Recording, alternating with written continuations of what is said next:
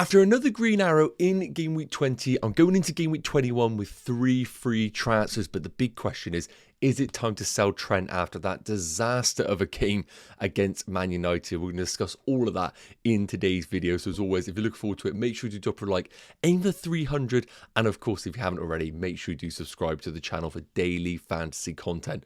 Enough waffling, let's get into today's video. So first up, a quick recap on how game week 20 is going so far, because a quick reminder, we still have one game to play with Wolves versus Nottingham Forest Monday night. However, it does look like it is going to be another green arrow for the team. Started the game week at 195k, currently 168, and I do have Sal still to play in goal. So if we do get the Forest clean sheet, happy days. Of course, the only real player that is going to hurt the rank is going to be Chris Wood, so I will be praying for a Chris Wood blank in the Monday night game. But just running through some of the team, defence, woeful. We got 3 points between 3 players.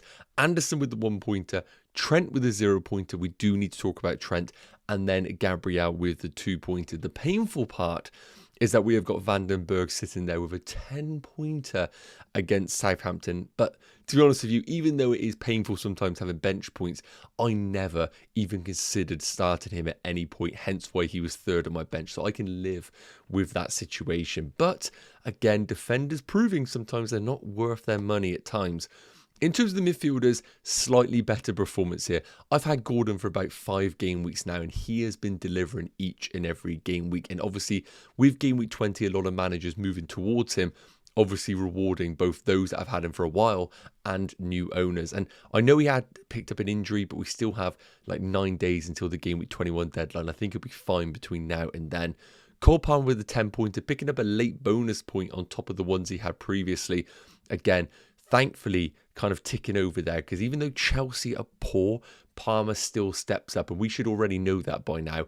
Under the season last year with Chelsea, even though Chelsea were horrendous, he was still the shining light, so we have no concerns regarding Cole Palmer. Semenyo being his frustrating self as always, putting up over 1 expected goal involvement, but still just cannot deliver. And I think his time is coming to an end in my team, and we will be talking about some midfield replacements for this squad. Salah with the 14-point haul with captaincy. Again, it looked like a bad day at the office of Liverpool. And we do need to talk about Liverpool in general, but Salah just always comes up clutch, even if it is going to be a penalty. And then the big one. Now, I had a huge benching dilemma this week between Bruno Fernandes and João Pedro. Obviously, I benched João Pedro for that 9-pointer. My logic, you can check out on a previous video, but I felt that if any team were going to give away a penalty, it was going to be Liverpool with the likes of Trent and Robertson in their side. I couldn't believe it when I saw João Pedro step up for a penalty. You can debate in the comments whether it is a penalty or not. But I was delighted to see Bruno pick up not only an assist, but 2 bonus points as well. So it really wasn't that much damage in the team. And I wasn't going to start João Pedro over any other player in my side. So happy with the 7-pointer. And then we've got Isak with a 7-pointer. But again, his ownership is so big, it doesn't really matter. And then the MVP of my season so far is going to be Visser with that 11-pointer, scoring in the 95th minute, taken from a 5-pointer to an 11-pointer. Those small margins, those little things in FPL is where you get the true joy. And I had that with Visser. So 62 points for game week 20, still have cells to play. So it could be anything between a 64-point week and maybe even a 70-point week if we do get that clean sheet for Nottingham Forest. And a reminder that I rolled my transfer in game week 20. So let's take a look at how my team's looking for game week 21, and then of course some transfer plans going forward. So taking a look at my team for game week 21, and again a quick reminder that game week 21 isn't this weekend, it's going to be the following midweek. So we have EFL Cup semi-final and we have the FA Cup this weekend. So if you can, try not to make early transfers. I'm not expecting some of the big players to feature in some of the FA Cup games because they are quite easy, but nonetheless, I don't think it's worth taking the risk. So I would try and push back on any transfers right now until at least the end of the weekend where they've all featured. So take a look at my team right now. 3 free transfers, and I'm trying to build as many transfers in the bank as possible and 0 in the bank. Now, I want to quickly discuss why I'm trying to accumulate free transfers right now. So we have, of course, got the potential double game week for Liverpool falling in game week 24 or game week 25. There has been a report recently which kind of hinted at the fact of that rearrangement for Liverpool versus Everton coming in the next month, which would coincide with the predictions of game week 24 or game week 25. So we'll be looking to use my triple captain around that period, but also the assistant manager chip is going to be active from game week 24 onwards. So I really want to give myself some flexibility with having some transfers in the bank in how to navigate this upcoming period. So that is the one thing I will definitely say to you guys. If you don't have to make a transfer, there is going to be real value in having transfers in the bank this season. And again, a reminder, you can roll up to 5 times this season. So take a look at my team. Fabianski currently in between the sticks at home against Fulham. I don't know the status of him. He might be back, he might not. If he doesn't play, then I will have Sells at home against Liverpool. Not ideal, but it is what it is. Not enough to make a goalkeeper transfer or at least panic about the positions. In terms of my defenders, I've got a bit of a lopsided structure here. I've got 2 premiums in Trent and Gabriel. Then we got 2 real budget in Anderson and Van den Berg. And then we got Munoz kind of hovering between the two. I can't do anything with these budget defenders, so they're just going to sit in my team for the foreseeable future. Munoz is picking up some outrageous positions in that Crystal Palace team, so I'm not looking to move him on. And Gabriel, I still back the Arsenal defence, so I'm not looking to move him out.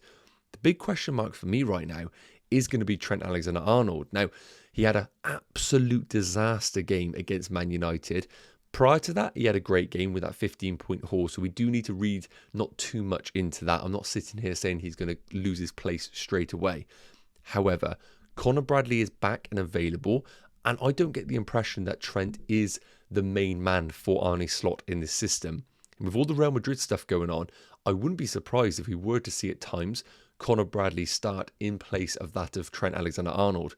And if I'm paying 7.2 million for a defender in this game, I need first and foremost to know that that guy is going to play every single minute of every single game. I think it's outrageous that any FPL manager right now would even entertain Trent as an option if there was a chance of him missing 1 or 2 games over the next 10. I really do feel that strongly on that opinion. So we need to discuss about Trent replacements, because I'm in a position right now where I do think his time is coming to an end in my side. The big question mark is it this week or potentially game week 22? In terms of midfielders, for game week 20 in isolation, I think they look fantastic. I kept Bruno, and obviously a lot of managers will now be looking to go towards him in game week 21. I'm happy to have him in this team. Gordon, Palmer and Salah obviously are locks in this side. In terms of the front 3, so Isak, another one that falls in the same category of Salah and Cole Palmer. He's a long-term hold. And then we've got João Pedro away against Ipswich. Again, more than happy to have him for that fixture. I don't love him while he doesn't have Danny Welbeck in the team, but while he's on penalties in a Brighton team, he is going to stick around. The big one here is going to be Visser. Now, originally I looked at it and thought, time up for Visser. But when I look at Brentford's record at home, now, albeit when they've played against good teams at home, they have struggled. But I have seen enough from Man City, and even though Man City have picked up a couple of wins, anyone that watched that West Ham game will know that Man City were not at it at all, even though they put 4 into West Ham. And I do think coming into game week 21 with Brentford and their willing runners and people like Damsgaard in between the lines, I think there could be a few opportunities here for Visser. So even though the game looks tricky on paper, I'm actually really content keeping Visser for this week and actually started him. I think the runners of Mbeumo and Visser between the lines are going to cause problems for Man City in this game, and I'm more than happy to have Visser as a differential. So with those 3 free transfers, let's talk about some midfielders that I have on my radar, and then of course what I'm planning to do with Trent before giving you a bit of a long-term plan on my transfer plans. So let's talk about whether it is time to sell Trent in our FPL teams or not. So a quick reminder, Trent currently priced at 7.2 million. Again, as I mentioned in the previous section, if I am paying that much for a premium defender, I want to see everything. I want to see great fixtures. I want to see a great team. I want to see guaranteed minutes, and I want to see attacking output alongside clean sheet potential. I don't think we're getting all that right now with Trent, as I've discussed. I think the minutes are going to be a bit of a problem going forward with Connor Bradley now available, and we've seen Connor Bradley do it in a Liverpool shirt, and I think he is a bit more of an Arne Slot player as opposed to Trent, especially with this Real Madrid stuff going on. So in terms of a replacement, I'm just going to completely stick with Liverpool. The reason being is, even though the fixtures aren't fantastic, I think Nottingham Forest away in game week 21 is not ideal. Even Brentford away in game week 22, I don't think screams a clean sheet. Ipswich at home in game week 23, Wolves at home in game week 25, and the most important thing is an expected double game week in game week 24 or game week 25. So it'll either be Bournemouth away in game week 24 and Everton, or Wolves at home and Everton in game week 25. So even though there are other teams that I might be tempted to go to, it makes no sense with my team structure to get rid of Trent, and the only Liverpool player to remain is going to be Mo Salah. So if I get rid of Trent, it has to be to another Liverpool defender. And the two that we're debating right now are going to be Konate, who did return from injury straight into the team and played 90 minutes, and Virgil van Dijk at 6.4 million. Now again, when I am looking at the replacements for Trent here, with Konate being considerably cheaper than that of Virgil van Dijk, we have to straight away look at Virgil van Dijk and ask ourselves, is he so much better than Konate that he has to pay more? Well, when we look at the underlying numbers right now, XG per 90 is exactly the same between the two, and in terms of expected assists. In terms of shots, again, basically identical, and as we know, all of these shots are coming within the box because they are from set pieces. Now, we've seen this season that Konate does offer a goal-scoring threat from set pieces. I believe he's actually scored more goals than that of Virgil van Dijk in less games.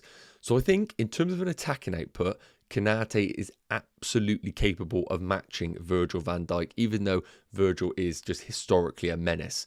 When it comes to minutes, that is the big question right now. Now, I think Arne Slot loves Konate. I think he does exactly what he wants in terms of channel defending, and he is so dominant in the air. And I don't think Quansah or Gomez have done enough to think to myself, they're going to be rotated. I think the centre-back spots, as long as Konate is available, him and Virgil van Dijk will play. Now, the big thing about it is Konate's injury history is a bit of a problem. I do think it would be naive of me to say, oh, Konate's not going to get injured for the foreseeable. But is it enough of a reason for me not to go for him over Virgil? I don't think there is.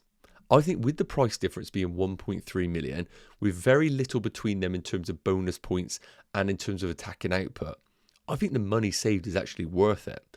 So even though I think game week 21, I don't think is a time for me to make this transfer. I think Trent is on the chopping block 100%. And I think his minutes are going to be a problem going forward. Like, I wouldn't be surprised if we saw him get rotated in game week 23 and benched in one of the doubles in 24-25. So I think he is going to stick around for game week 21. But I think any time from game week 22 onwards, I will be making the move from Trent to Konate. I don't think Virgil is worth the additional 1.3 million as long as we think Konate's minutes are going to be sound. So that is the plan, but I don't think I'm going to make it in game week 21. So the beauty of selling Trent at some point is that it's going to free up, regardless of which replacement we go to, plenty of cash. If we go to someone like a Konate, that basically is going to give me 2 million to allocate to the rest of the squad. And that just feels right now. I don't think Trent's doing enough, as I mentioned. And when we look at the players in the midfield department that we could possibly get to, it just makes even more sense. Now, with my midfield structure right now, we got two premiums in Salah and obviously Cole Palmer, who are just sticks. For the foreseeable future, I've got to keep Anthony Gordon because the next four for Newcastle are amazing. And then, of course, we need to reassess on Bruno Fernandes after game week 21. There's no world that I'm selling him with the home game against Southampton. But obviously, Semenyo right now is a problem for my team.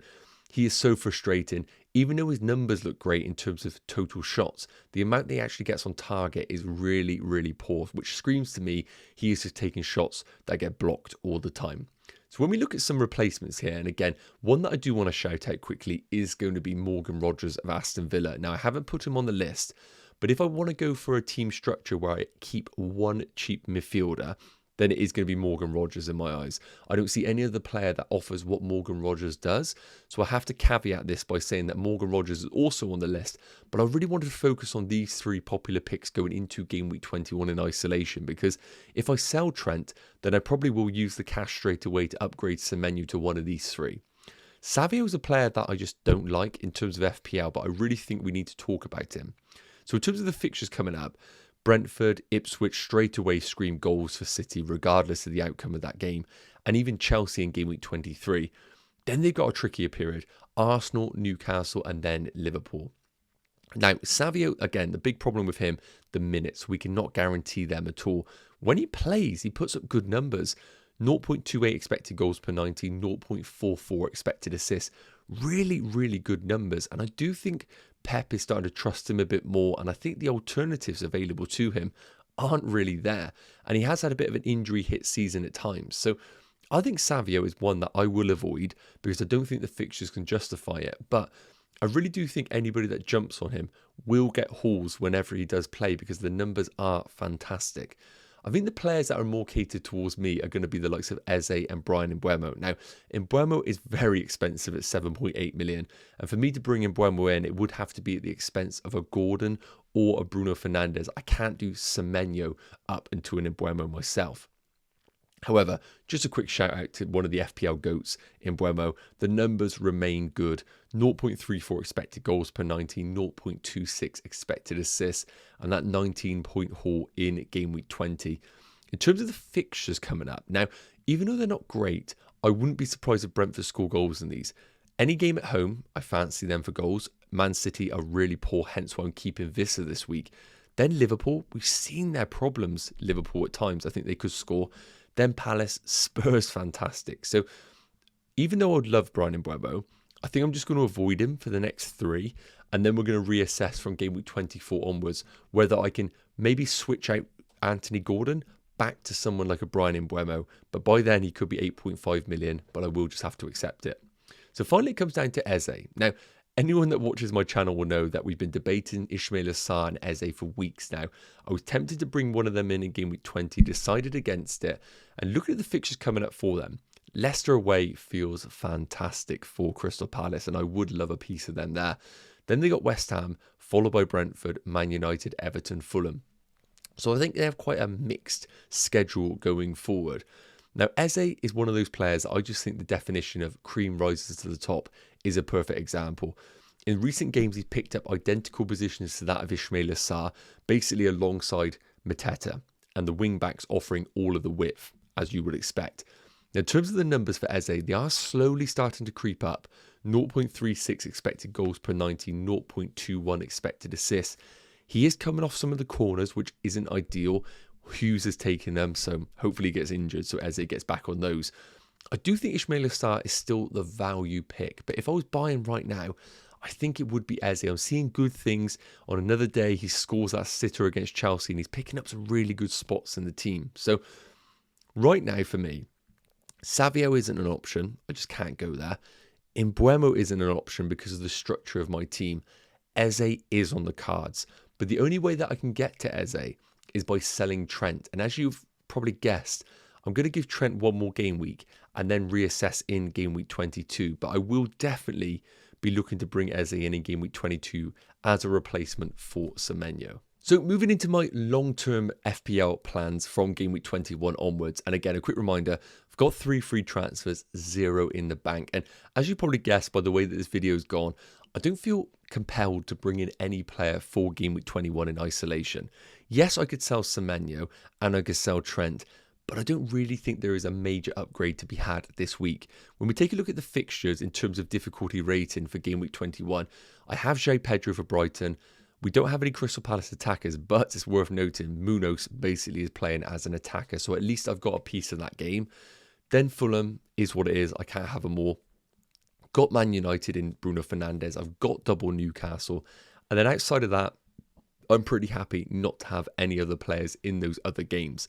So I think rolling the transfer for game week 21 is the plan right now, unless anything happens in the EFL Cup and FA Cup. So coming into game week 22, the team looks like this. Again, I will have 4 free transfers, which is nosebleed territory for me. I've been nowhere near that this season. And again, I would argue that the team actually looks fine. Back 3 of Trent, Gabriel, Munoz with Sells at home against Southampton. Midfield 4 looks brilliant. I think Brighton will give up chances to Man United. But again, maybe another game of Man United might put me off Bruno. And then a front 3 of João Pedro away against Man United, which again, I'm not that fussed about. Vista at home against Liverpool, not ideal. And then Isak at home against Bournemouth. Now, when we take a look at the games for game week 22, and a reminder, we do need to have a little bit of an eye on this double in 24-25 for Liverpool. I've got Cole Palmer for Chelsea. I don't want any more. Palace away against West Ham. I could avoid that. I'm not really that desperate to bring them in for that week. Man City away against Ipswich is brilliant, but again, I don't feel like I can go there to any Man City option. But then we got Nottingham Forest at home against Southampton. And as you can see with the fixtures over that period, I think they're not too bad for Forest. I don't see tons of goals, but I do think Chris Wood could be a consideration as a bit of a Vissa replacement. So if we see Trent even get some sort of minutes managed in game week 21, I think that's enough for me to get rid of him, especially with 4 free transfers. And if we do see Konate get through game week 21 and Liverpool look strong, I think an option that I could make is selling Trent and bringing in Konate and giving myself, as you can see, 2 free transfers available. Then, with the cash available, getting rid of Vissa and bringing in Chris Wood for that brilliant game against Southampton, who are just shipping goals against everybody. And I think that is what I will do for game week 22. I don't feel like the team gets hugely better, but I think I've got the better value Liverpool defender. Yes, Trent can go off in any fixture, but I feel like that is a good alternative. And then it gives me Chris Wood and 1.2 million in the bank. And then when we come into game week 23, again, we don't know what's going to happen in game week 24 and 25 yet. But the team would look like this. And again, I feel pretty content with the team. Konate at home against Ipswich. Would I prefer Trent? Yes, I would. But it does give me some good flexibility in the rest of the team. The midfield looks fine. Bruno away against Fulham is what it is. João Pedro at home against Everton. Chris Wood away against Bournemouth. And Isak away against Southampton. I could even bring in Semenyo if I wanted to for one of these players, but I don't think I would. So again, game week 23 feels like a week that I could roll and get myself back to 4, which would look like this. And this is as far as I want to go because this is where Liverpool players will become popular with the double game week on the horizon. But again, game week 24 looks really, really strong as well.